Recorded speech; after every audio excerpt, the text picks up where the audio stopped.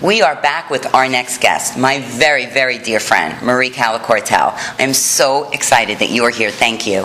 Marie is a family law attorney who practices in North Palm Beach. She is up and coming. She is a dynamo. She graduated from the University of Miami Law School. She has been practicing since 2002.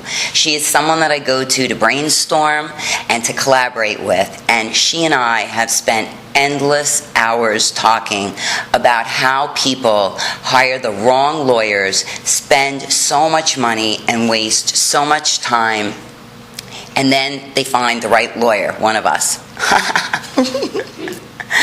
Recently, Marie wrote an article called How to Choose Your Own Attorney. So I'm going to ask Marie to share with us three tips that you should be looking for when you're interviewing your attorneys. And as Amy just told us, it's best to try to interview three. So Marie, welcome. Thank you, Tammy. I'm so glad you're here. It's great to be here. Okay, good. So tell us, I know that you just wrote this great article, and we're going to put a link on our website to your website, and they'll be able to download the article there. But why don't you tell our viewers three tips. What should they be looking for when they are going in to interview a lawyer? I would say the first tip would be you're going to want to look for someone that comes by way of personal referral. Talk to some of your friends and family members who have experienced the divorce process and find out from those people how the lawyer performed in their case. Did the lawyer seem to care about them as a person? Was the lawyer more interested in being paid and the money rather than caring about you as a person? You should really get that sense that your lawyer cares about you at the initial interview. As Tammy's last guest explained, it is very important to interview more than one attorney. Some lawyers will charge for a consultation. I personally don't. I guess I'm a little bit old-fashioned that way. I think that you should be able to interview as many lawyers as you feel you want to interview without having to pay them for it. For the initial interview. Yes. That's your meet and greet. I get to know you, you get to know me, and we decide. So you offer a 1-hour consult free? Yes, absolutely. Awesome. That's great to know. What if a client doesn't know anyone, or they're don't really feel comfortable telling anyone that they're contemplating a divorce? So they don't want to start asking people, do you know a divorce attorney? What do you recommend those people do? Well, in Palm Beach County, we have the Palm Beach County Bar Association, which will refer you to an attorney. Additionally, you can look on the internet to get information about different attorneys out there. Check out the person's website. That website should contain information about the lawyer's skills and qualifications. Most definitely, you really want someone who has litigation experience. Family law, as you know, is a practice which necessarily involves going to court. So you're definitely going to want someone who has been to court, who knows the rules of court, and you may even want someone who has experience with the judge on your case. Because, of course, different judges conduct their proceedings differently. And you really want someone who is experienced in that judge and that judge's rules. They're supposed to be consistent, but different judges, different personalities. You're definitely going to want someone who knows the lay of the land and who has been to court before. So in the event that the person can't settle their case, which of course people should always try to settle their case, but if in the event that they can't, you're going to want someone who is experienced in fighting in court so that they'll be able to fight for you competently. Right. So there are other options to litigation. Obviously, clients can mediate their cases using mediators. They can also use collaborative attorneys for a collaborative divorce, or they can pick a litigator.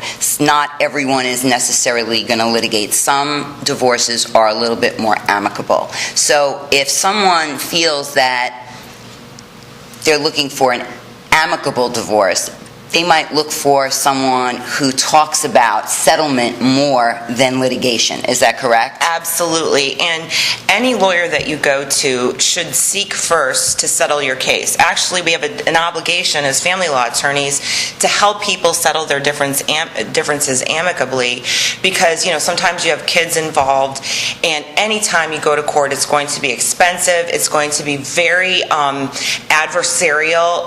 It necessarily involves maybe saying very unkind things about the mother or father of your children, and you don't necessarily want to do that. You definitely want a lawyer in the initial interview that is going to talk about going to mediation and settling the case. I mean, I know you're a family law mediator. Firm believer in settlement. Yeah. I try to avoid litigation, and I spend very little time in court because I try to get my clients to settle. What is your second tip that you can give to people regarding how to choose an attorney? Well, you would want to discuss with the person their relationship with opposing counsel. Different lawyers work together differently. And if you do not have a good relationship with opposing counsel, you're not going to get professional courtesies that it'll cost more money. If you have a person who doesn't know the other lawyer or has terrible things to say about the other lawyer, that could cause you to actually spend more money in the divorce process, because you want lawyers that are going to work together and be cooperative with each other. If you need a continuance, setting court dates, you don't want to have to haul the other lawyer into court for every little issue in order to resolve some of the smaller issues in your case. That's a great tip. In fact, there have been clients that I have turned away because the spouse on the other side selected an attorney that I do not like working with. And it would be better for the client to find an attorney that can go toe-to-toe with that type of lawyer. So that is a great tip. Thank you. And what is your third tip? Well, initially when you meet with your lawyer, you will want to look out for whether or not the person discusses, is seeking to find out the most important issues in your case. You won't want someone, initially when you interview a lawyer, you would not necessarily want someone who is really only concerned about your assets. I would run from the guy or the girl who is really only interested in how much money you have. You really want someone who's going to initially discuss important issues to you, parenting issues, whether or not you're okay, how are you emotionally, is everyone getting along as it relates to the children, how is the time sharing going, is he paying child support, some of the really important issues that are concerning you right then and there. These are some of the things that should be talked about initially. That is an awesome tip. Thank you for sharing that. It's so true. A lot of times you may go in and they really only want to know, what are your assets? How much money do you have? Yeah. They're really not asking you, how are you doing? How are your children doing? And they're really just more concerned about, do you have my retainer available? I've heard some lawyers have you pay for the hour consult before you even meet with the lawyer. You pay at the desk. Yeah. I find that hard to believe. Yeah, I would agree with that. Marie, I really want to thank you for coming down here. You've given some great tips. If someone wants to retain you, where can they find you? Tell our audience. Well, my offices are located at the corner of PG and Military in Palm Beach Gardens in the Sun Trust Building. Of course, I have a website. Great. What is it? It's callalegal.com, www.callalegal.com. Great. So you could look on my website, or we're going to put a link from our website to yours so people can find you and get your great article as well. Thank you, Tammy. I appreciate that. Okay, thanks for joining us.